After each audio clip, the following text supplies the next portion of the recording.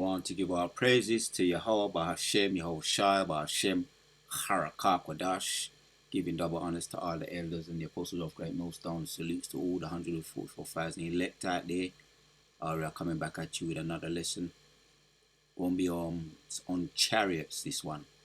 A little some audio, some examples of how the E's are shook, the interactions that they've had with what they call UFOs or UAPs, which are the Lord's chariots. And they've always, any interaction they've had, they've always come up unstuck. And now they're becoming, the disclassified is now becoming classified. It's being open to the public. Now we're going to just check it out, the audio, via the audio. And I believe this one is genuine because there's a lot of interactions they've had. And we know what the chariots can do. And we know ease, and the Most High is the Most High's power, man. The most powerful military in the world, humbled by the Lord's chariot. That's what I'm going to title this video. So without further ado, we're going to check some of the clips or bits and pieces of this. This is a documentary, and then we're going to hit some precepts via this audio. Let's check it out. I was laughing when I first saw this one. I was laughing my head off. Driving through the dark woods of northern Ohio, Irma, her son Charlie, and her niece Karen make their way back home after a family visit.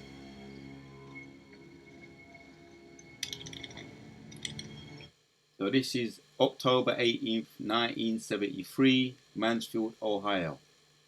Hey, Mom. Yes, sweetie. I really gotta go. Good gracious, Charlie, why didn't you think of that before we left?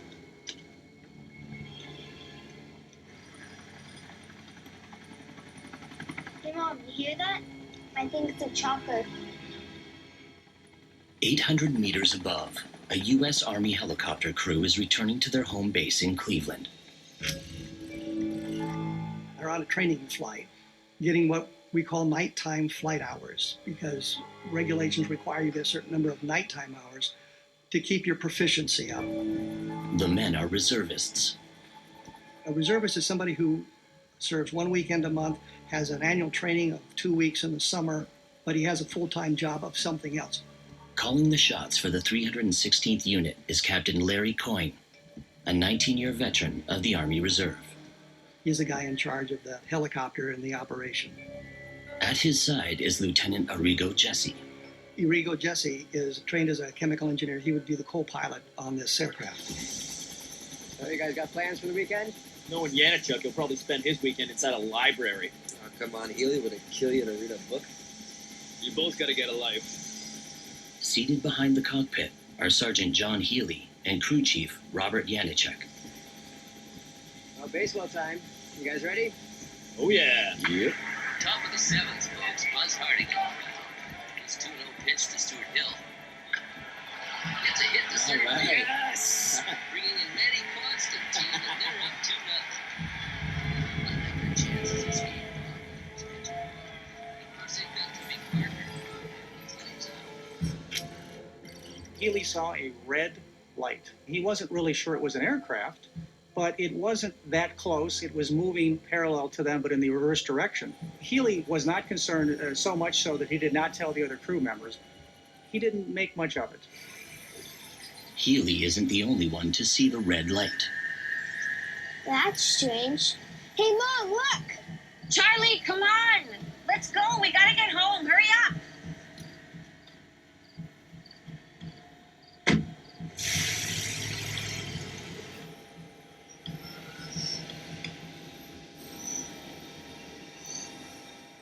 A few minutes later, that red light shows up on the other side of the aircraft, and Yanichuk sees it. It's moved from something that doesn't pose a threat to something that poses a possible threat to him, because it's maneuvering around the aircraft. Hey, Cap. Yeah? 5 miles out, you see it? Yep. Keep an eye on it, will you? Roger. It's bright enough and distinct enough that they definitely are wondering about it.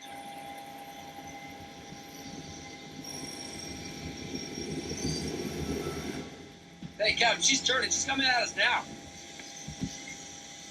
Got it. That's strange. Could be an F-100 off course. After all, there is an airport a few kilometers away in Mansfield. But this doesn't look like a jet aircraft. On an aircraft, you've got red and green navigation lights. He doesn't see the green light. He doesn't see the red. So they're getting worried. The helicopter pilots are getting worried. They're seeing a red orb, or looks like a big red orb, circling the helicopter, and they're saying it's coming right us. So it's coming right at us. So they're feeling shook. They're getting nervous. It's saying here. Collision light. Now they're becoming a little bit nervous about the situation. They're wondering what's going to happen. Let me take over. All yours. Captain Coyne takes over the controls. Mansfield, this is Army Helicopter 15444. He decides to call the Mansfield Airport where F-100s are based. This is Mansfield approach. Go ahead, 15444. Mansfield 15444, do you have any high-performance craft in the air?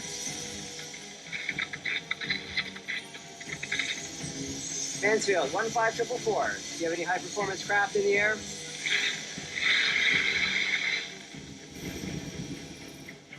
This thing starts coming toward them. The crew is very worried because the light is coming right at them. We've moved beyond normal stuff now. Try VHF. If no luck, try the tower. Mansfield approach, 15444. Do you read me? They could tell their mics were working. They didn't hear anything back from the air traffic control.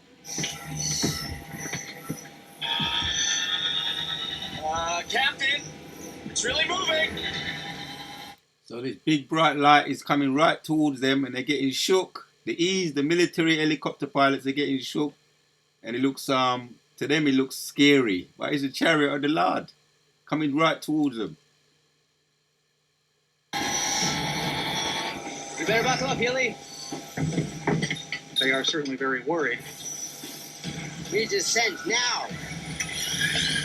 In a matter of seconds, the chopper drops 30 meters. But it's still not fast enough.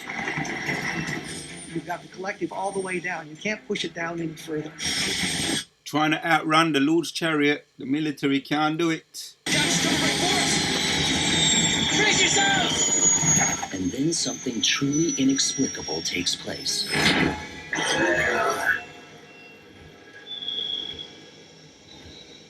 A green beam bathes the whole inside of the cabin. So the Most High sent out a tractor beam, and that reminds me of 2nd Ezra 13.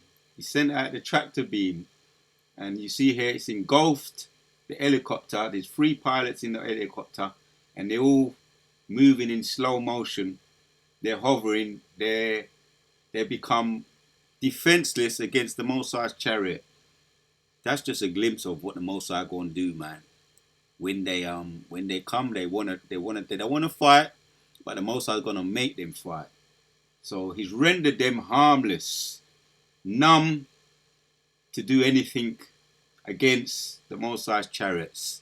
They're rendered defenseless. The Most High's power, the most powerful military in the world, has been humbled by this orb, what they call an orb, or a UFO or a UAP, rendered defenseless against it.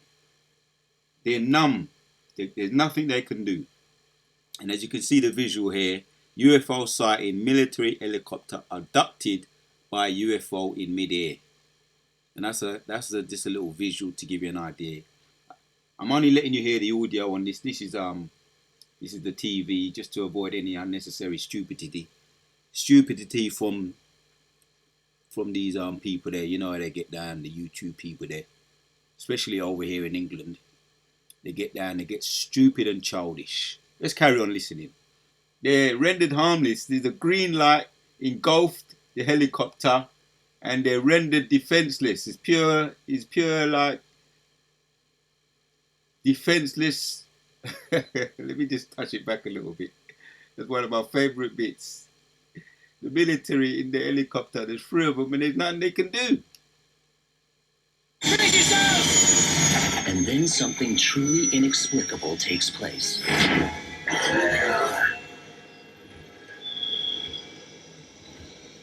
A green beam bathes the whole inside of the cabin.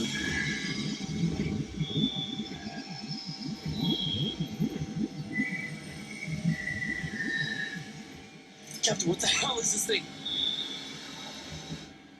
Oh my gosh, Mom, what is that? It's okay, honey. We're gonna pull over and take a look.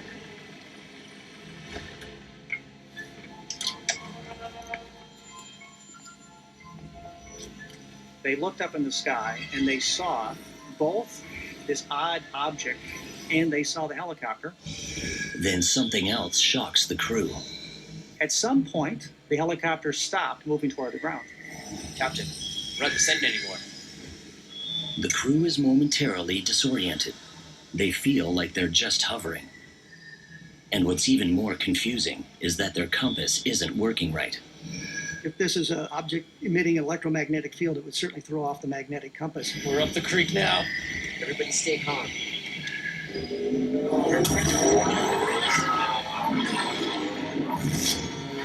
This beam hits the people on the ground. It's pure green light surrounding, and the people can see it from, the eyewitnesses can see it from looking up. They're witnessing it, and the green light surround the helicopter, and as you can hear, it's very dramatic. And the compass is going backwards, like if you ever saw the movie Close Encounters of the Third Kind. This is it's very similar to that movie, Close Encounters of the Third Kind. But this was real, and that movie was based on a true story. All right. When the green beam shone down on him, Irma jumped right back in the car. As you're watching the thing, this green beam shuts off. You see the object move away from the helicopter.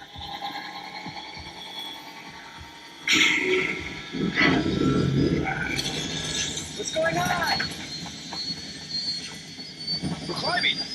As the craft disappeared, they were astounded to learn that they were now ascending into the sky. I don't understand. The collective's already down. The collective is all the way down. They should be descending rapidly, but they're not. Suddenly they're climbing at an extraordinary rate. 2,800 feet. Hold on. In desperation, Captain Coyne goes against logic. He pulls up on the collective.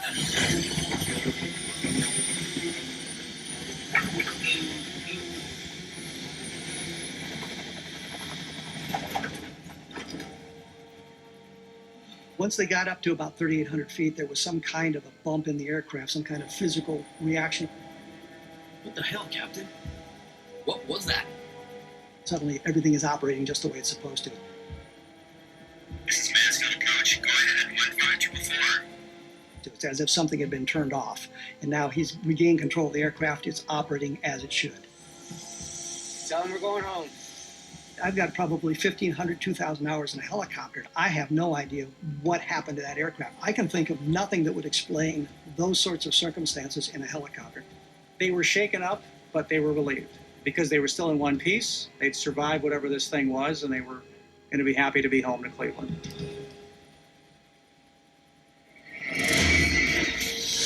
The next morning, witnesses are questioned about the incident. Comparable times, distances, and directions support the possibility that Irma and the chopper crew saw the same object. UFO skeptic Philip Klass believes the crew mistook a fireball of the Orionid meteor shower for the object. So no matter what they try to do, try to cover it up.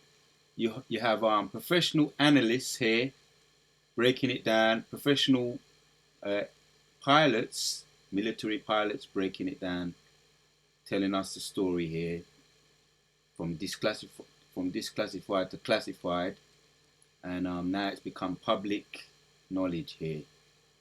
So this was in 1973, Ohio, Mayfield, Ohio. So, and there's an incident here. One of the elders mentioned two Republican congressmen claims UFOs could be angels sent by God, as they say. Sightings are consistent with scriptures from the Bible. Yeah, we know the scriptures they're talking about. Ezekiel, Revelation 1 and 7. 2nd Ezra 13. You know, the example of Ezra's, his breakdown, his eyewitness example, what he related. So you got these eyewitnesses, what they call today, they call them credible eyewitnesses. So it's all documented now, become public knowledge. Well, we just heard the audio, and they tried to hide it. There's nothing they can do. They can't hide it. As a matter of fact, let me get this guy's name who's telling the story. It's this is the UFO analyst. Get his name and you can check him out for yourself. Okay, here it is. His name. I'm gonna forward it. Like I say, I'm not gonna let you. Here it is. His name. Mark Ridge, RODEGHIER,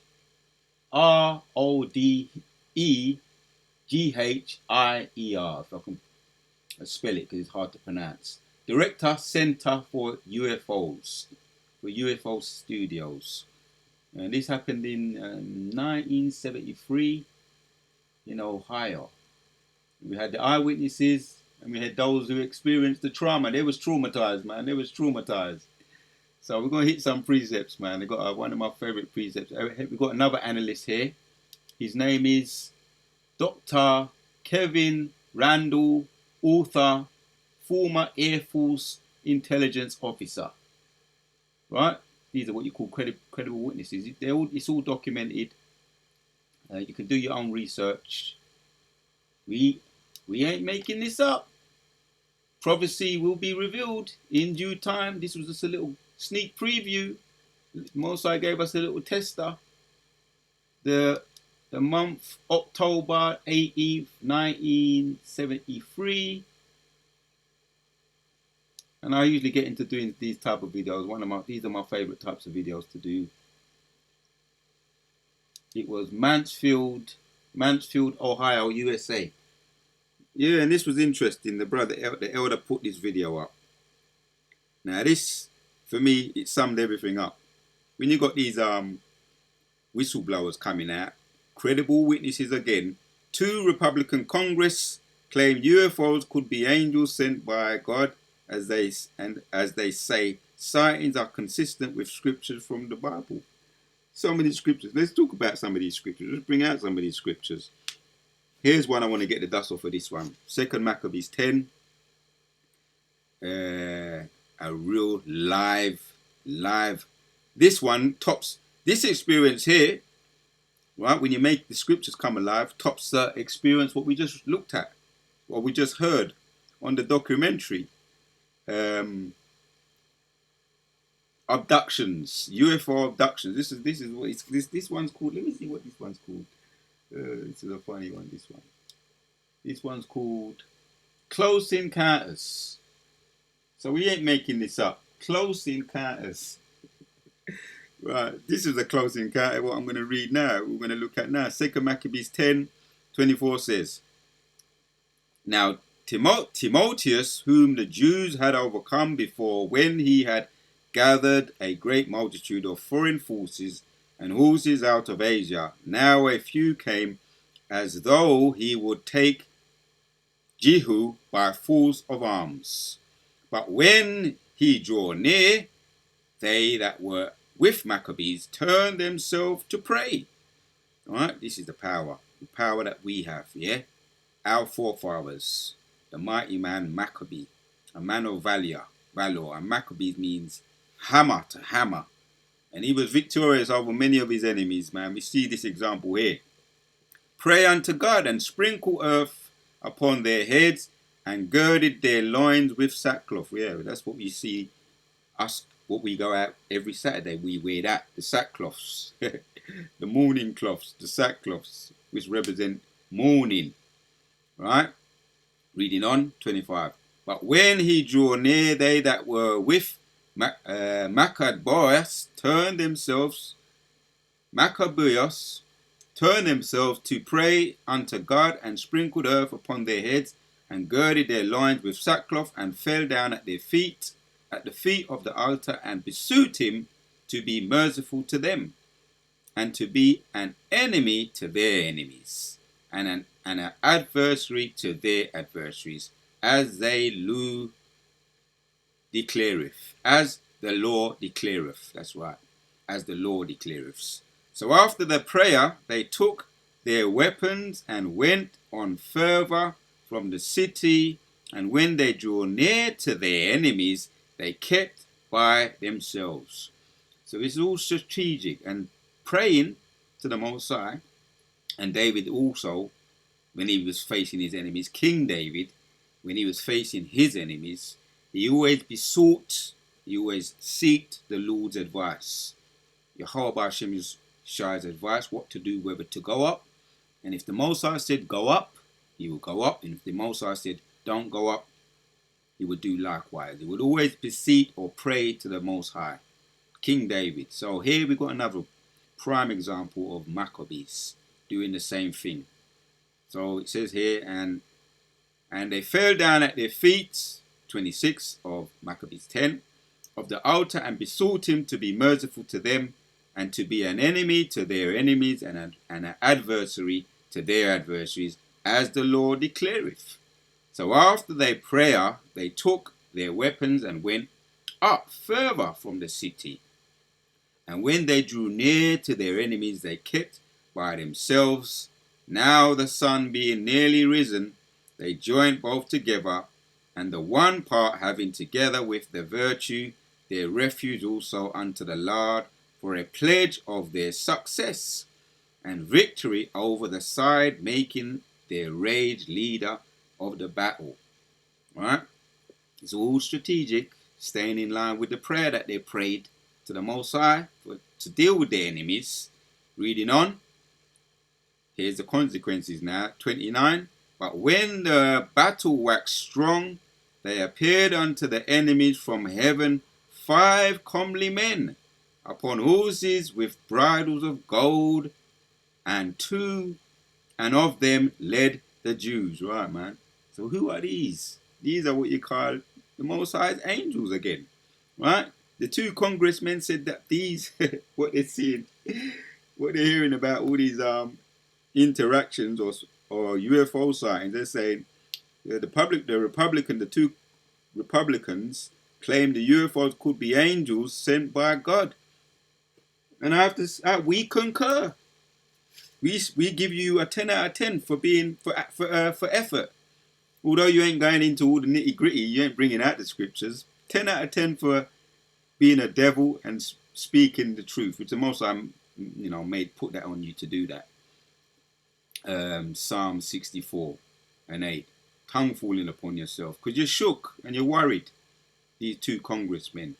So they was correct. But when the battle waxed strong, right, going back to Maccabees 10 and 29, there appeared unto the enemy from heaven 5 comely men upon horses with bridles of gold, and 2 of them led the Jews. Right, these are the angels. What we just saw there, that little documentary, were the angels showing what they can do, showing out, if you like, showing out to the military, giving them a little glimpse of what's going to come, man.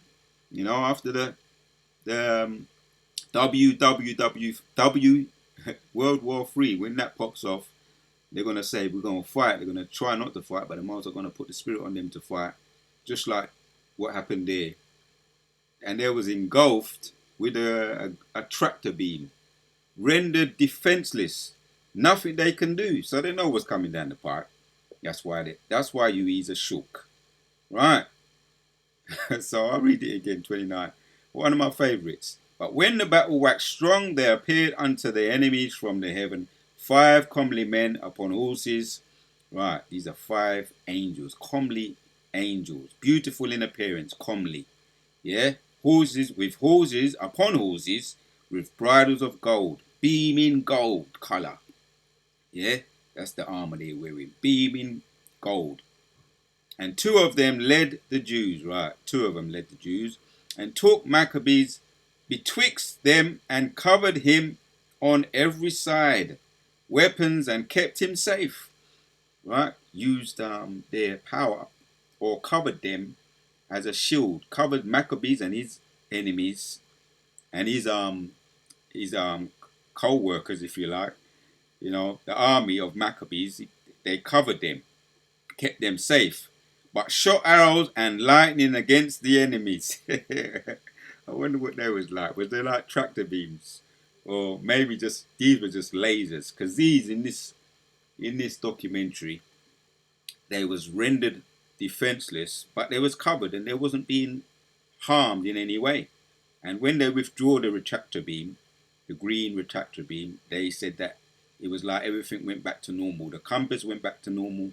The electronics returned on, and everything returned back to normal. So it was just the Mossad giving them a little glimpse. He wasn't going to harm them at this stage. But no doubt they're still suffering from trauma.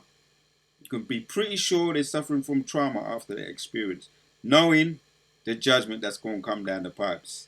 If these, what they call UFOs, man, if they start getting the army, the military, the most powerful military in the world, rendered defenseless against the Lord's chariots, there's nothing they know, there's nothing they can do. So that's like a punch in the nuts. That's a punch below the belt.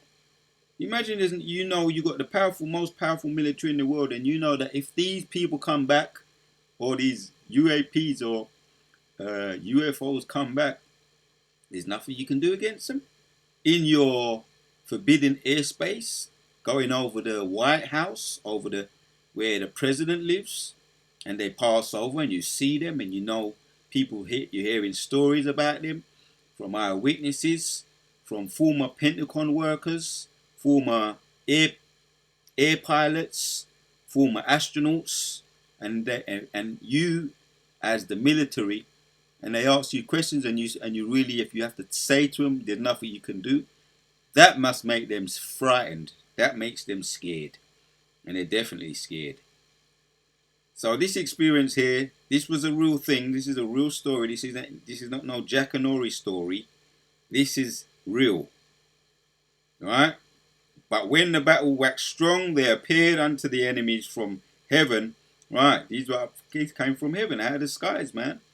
Right? They talk about the skies belong to them. Eve thinks the skies belong to them. That's why when they see any foreign objects, they call them UFOs, unidentified flying objects, in their airspace. If they say it's theirs, forbidden airspace, they get shook. They deploy their military air pilots, and in this case it happened a lot of times, but this is just certain times it was documented, like the time of the 1968, when they was fighting those Japanese people then. Anyway, I did do a video on it. It was around 1968, where they was firing at the military, right? And the military was defending the Korean people then. The Vietnamese, it was the Vietnamese. They was defending some of the Vietnamese, which a lot of those Vietnamese go back to us, to the tribe of Jacob. You know, a lot of them could be be Jacob, the sons of Jacob, go back to the seeds of Jacob. The Most High intervened for them, and only He knows why, the real reason. But He intervened for them. He was firing at them, the enemy who was deployed to the Vietnamese. This was 1968. This was documented. I did do a video on it. So there's been times when they've had interactions and they've come unstuck, and they don't want to mention it. But this is the Psalms again, Psalm 64. Their tongue is fallen upon themselves. So they know they're very vulnerable. Reading on, 2 Maccabees 10 and 30. And took Maccabees betwixt them and covered him on every side, weapons, and kept him safe, but shot arrows and lightnings against the enemies. Right. Wonder what they look like. Was they green tractor beams? I would say these were lasers. shot lightnings against the enemy, so that being confounded with blindness and full of trouble, they were deleted. They were blinded. This reminds me of the occasion also with Elijah and Elisha. What happened to the Assyrians when the Elisha and Elijah opened up Elisha's eyes, his attendant Elisha's eyes, and said, "Look what's up in the heavens." He said, "There's more that are with us than are with them." And they also struck the Assyrian army with blindness. So there's been occasions, it goes back as far as you can, into the scriptures. It goes all back to the scriptures, just like those two. I've got it here. This is documented. It's all documented. 2 Republican congressmen saying that these what they're seeing and all the times they've heard about the interactions and the sightings of the UFOs, saying that these are angels that relate to the scriptures. Angels sent by God, as they were sightings, as the sightings are consistent with the scriptures from the Bible. Right, their tongues are falling upon themselves. Congressmen. So you can't make this up. These are credible witnesses, what they call credible witnesses, which we don't need them, right? But people need them. They need to hear it from the white man, but we don't. It's all documented in the scriptures. But just to make the point, we use these examples, and I'll bring out examples of these documentaries that he has in his now becoming public mainstream now, which we don't need them because it's all documented. It all goes back to our history, as far as as far back as Elijah, Elisha, Moses, Yahushua, what you Christians call him Jesus. The scriptures to back it up too, and the example of Pharaoh, when we was coming through the Red Sea, it's all documented. So here we have it, the perfect example here. They was deleted and struck with blindness, right? Reading on. And there were slain of footmen 20,500 and 600 horsemen. They was all deleted, slain, deleted. Enough said.